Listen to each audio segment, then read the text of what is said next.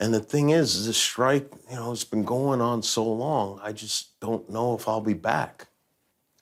You'll be back. You always say that. You always will be back. But when? Now. Your show starts. Oh. Get to the chopper! There's a chopper? There always is a chopper. From Hollywood, it's Jimmy Kimmel Live. Tonight, Arnold Schwarzenegger. And music from Jason Isbell and the 400 Unit. With Cleano and the Cletones. And now, Jimmy Kimmel!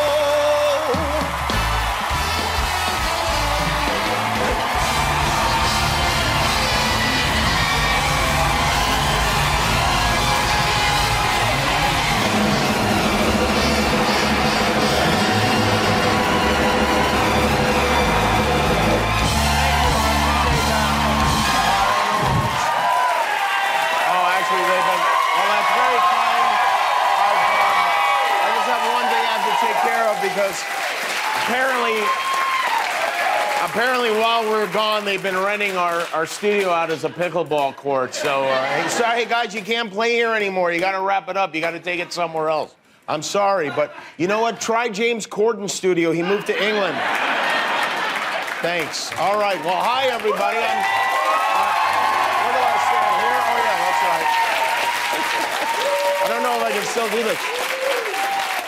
In case you've forgotten, my name is Jimmy. I've been off the air for 5 months. We've been gone so long. We've been gone so long, The Bachelor is now a grandfather. We missed so much good stuff. Donald Trump got arrested 4 times while we were on strike.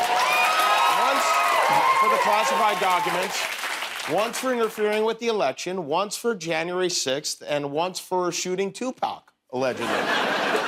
You know what the weirdest thing about being off the air is? When I walk into a room, nobody claps. I walk into Costco, I get nothing. So it's really great to be back. Arnold Schwarzenegger is here. You know, Arnold was governor of our state during the last writers' strike back in 2007. He knew how to handle a strike. He told both sides, get back to the negotiating table, or he would crack it with his forehead. And they did. This one went on for 148 days. I want to take a moment to thank our crew and all the union crews for supporting our writers.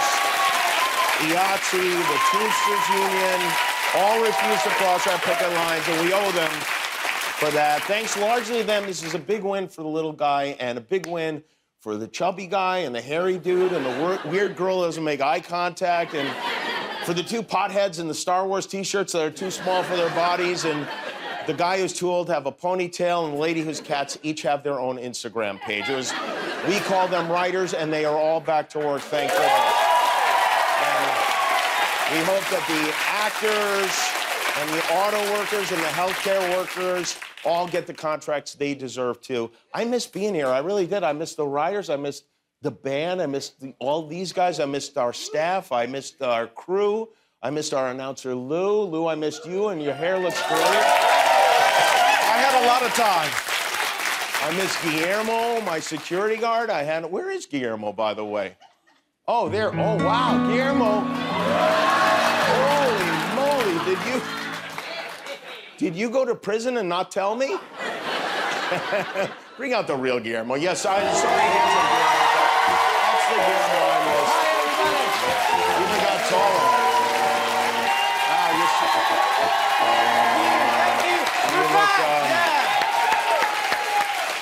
You look muy guapo. Did you miss coming to work, Guillermo? Yes, Jimmy, I love working, yes. I'm you? happy to be here, yes. What was the worst part of being at home? Not allowed to drink, Jimmy. My wife doesn't let me drink. That's right. Guillermo has a very strict policy. He only drinks at work. That's right, yeah. You let me drink a lot, so. Who did you miss most? And don't say me. Who did you miss most on our staff while you were gone? I miss Cousin Mickey and Cleto Sr. Okay, all right, very good. That's nice. Wow, Cleto Sr., you're the winner, and Cousin Mickey, too. Here's how I knew that we were really back to work. Our parents are texting us notes about the show again. One of our writers got this message from his mother this morning at 6:11 a.m. She wrote, Please don't make tonight's monologue all about Trump. Well, sorry, Josh's mom. That is a new can-do. I am backed up like you would not believe. And he's taunting us. He was here in California over the weekend for a fundraiser. While he was here, he stopped at a Carvel ice cream store, and he grabbed him by the cookie puss. He didn't even ask permission. It's rare you see Fudgy the Whale go into a Carvel, but that's exactly what he did. And then Goofy headed toward Disneyland for a fundraiser at the Anaheim Marriott, where supporters from all around the Southland paid $600 a pop for bright new ideas like this solution to our ongoing problem with forest fires. They say that there's so much water up north that I want to have the overflow areas go into your forests and dampen your forests, because if you dampen your forests, you're not going to have these forest fires that are burning at levels that nobody's ever seen before. And we can actually dampen our forests with water that costs us nothing, that will come pouring down from the north. Wouldn't that be nice? If you had dampened floors, you wouldn't have forest fires. So we'll work on that too. Yeah, he's so right. Why didn't we think of that, dampening the forest? That should be his slogan for 2024. DTF, dampen the forest. Trump also floated an exciting new theory about how local water restrictions are affecting the rich. You have droughts. We're rich people in Beverly Hills. We don't feel so sorry for them, but I do actually. You know, they pay millions of dollars in taxes. They're taking a shower. They're told to hurry up. You're only allowed a small amount of water when they take a shower. That's why rich people from Beverly Hills, generally speaking, don't smell so good, you know. So when you meet somebody with a beautiful house in Beverly Hills, you know that person is sort of disgusting under it. That ridiculous man had the nuclear codes for 4 years, and we'll wait till he finds out about the showers in prison. He is not going to be happy. Trump is now facing 91 felony counts. 91 felony counts. It's like all of Melania's birthday wishes came true at once.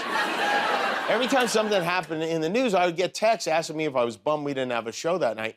And mostly I was fine, but the one that really got me was when they booked Trump in Georgia and he self-reported his weight at 215 pounds. I almost crossed the picket line for that, I really. If I was the judge in the case he has going on in New York right now, I'd start the trial. I'd say, listen, look, we're gonna get to the fraud thing, but first, hop up on this scale, big fella.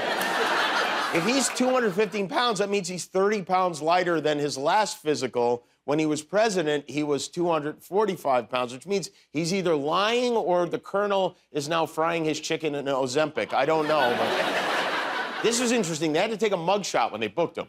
And so he posed very seriously for the mugshot and made a T-shirt out of it to sell to his fans. Now, this, to me, is classic Donald Trump. He's selling a Never Surrender shirt with a picture of him in the act of surrendering on it.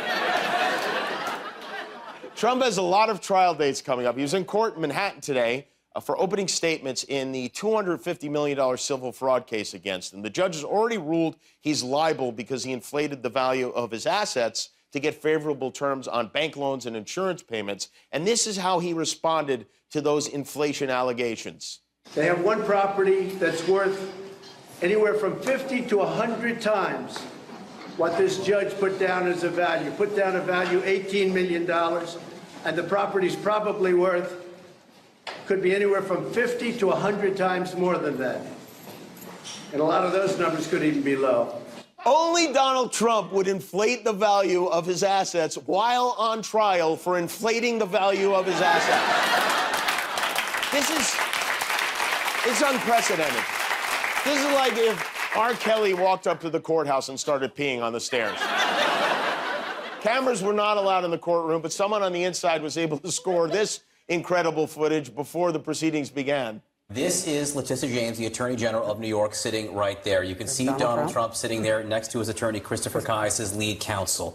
We are not sure exactly if the judge has ruled on this matter yet, but I see still photogs too. Nevertheless, you are seeing pictures, and there is the judge himself, Arthur Engoron. This is really unusual. Did someone tell the judge he was shooting the beginning of an 80s sitcom? Because Trump has been... railing against and attacking this particular judge for a while now. And unfortunately for him, that judge alone will determine the verdict. There will not be a jury, which would probably have given Trump better odds of getting off because, and this is true, Trump's dummy lawyers forgot to fill out the form requesting a jury trial. Only the best people. But with that said, Trump must be convinced he's going to lose because when they broke for lunch, he continued to lash out at the judge. We're going to be here for months with a judge that already made up his mind. It's ridiculous. He's a Democrat judge, he's an operative, and it's ridiculous. Other than that, things went very well. Will you come back after lunch, Mr. Probably. And Josh's mother thinks we shouldn't talk about him. The scam burglar had a campaign rally in Iowa yesterday where we slowed him down to half speed for tonight's electrifying return of drunk Donald Trump. But if I'm sitting down and that boat's going down and I'm on top of the battery, and the water starts flooding in, I'm getting concerned. But then I look 10 yards to my left and there's a shark over there. So I have a choice of electrocution or a shark. You know what I'm gonna take? Electrocution. I will take electrocution every single time. That's the right choice. Very good choice. And I believe that's the plot to the new Saw movie, too. 5 months is a long time for us to be off. I tried to keep busy. I started a podcast with 4 of my fellow talk show hosts called Strike Force 5. We did it to raise money for our staff members who are out of work. We still, by the way, have 2 episodes and thousands of T-shirts left to sell. The strike ended exactly on the day we ordered the shirts and hats. So if you want one, go to strikeforce5.com, or I'll be giving them out until Christmas 2045, okay? I spent a lot of time with the kids. We actually took the kids on a trip to Palm Beach over the summer, which was nice, but the hotel we stayed at was terrible. The bathroom was an absolute mess. There were just boxes of documents piled everywhere. One of the boxes was 15 years worth of unopened Father's Day cards. It was really... So we went to New Hampshire, where I got a chance to be in the audience for one of those CNN town halls. You know those? This woman, I don't know her. I never met her. I have no idea who she is. I had a picture taken years ago with her and her husband, nice guy, John Johnson. He was a newscaster, very nice man. She called him an ape. Happens to be African American. Called him an ape. The judge wouldn't allow us to put that in. Her dog, or her cat, was named Vagina. The judge wouldn't allow to put that in. All of these things but with her, they can put in anything. Good night, Vagina. It's time to go to bed. And then we went to Washington, where I was I was running out of money, but I was able to pick up a gig delivering books to Congress. Let's take 2 books that have been much discussed. The first one is called All Boys Aren't Blue, and I will quote from it. I put some lube on and got him on his knees, and I began to slide into him from behind. I got a new strap-on harness today. I can't wait to put it on. It will fit my favorite dildo perfectly. You're going to look so hot. I can't wait to have your in my mouth. I'm going to give you the job of your life. Then I want you inside of me. End quote. That is one sick old lady, I'll tell you that. So then we went to Las Vegas. I went to Vegas a couple of times. I was there this weekend. We saw U2 at the Sphere, which was incredible. And I got to see Cardi B live at Dre's.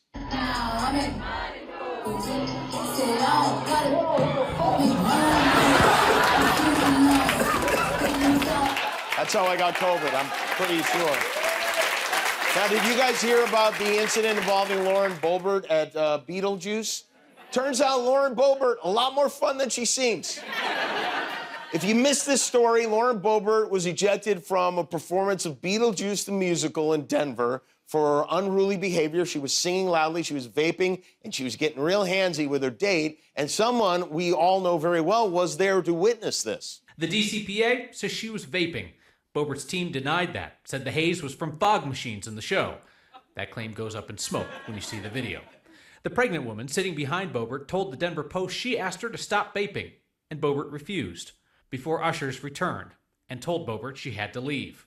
The theater's incident report says Boebert pulled the "Don't you know who I am" card on the way out, appearing to give theater employees the single-finger salute.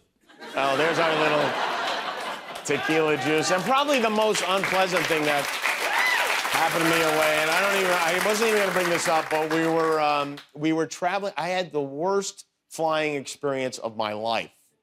And a recent Delta flight, was forced to return after a passenger reportedly suffered diarrhea on the plane. The passenger was unable to hold it, resulting in diarrhea throughout the entire aircraft. Well, I just want to say I'm so sorry about all the diarrhea in the aircraft. I want to apologize to the pilots and the flight attendants and all the passengers on the plane who were so nice, and the janitorial staff. I really want to apologize to them on behalf of my wife, Molly McNierney. She wanted me to let you know that she was very sick, and she's so sorry, and she will never diarrhea all over the plane again, she promises. Again, I want to say that Molly feels terrible about the whole thing, and she's feeling so much better right now. Isn't that right, Molly?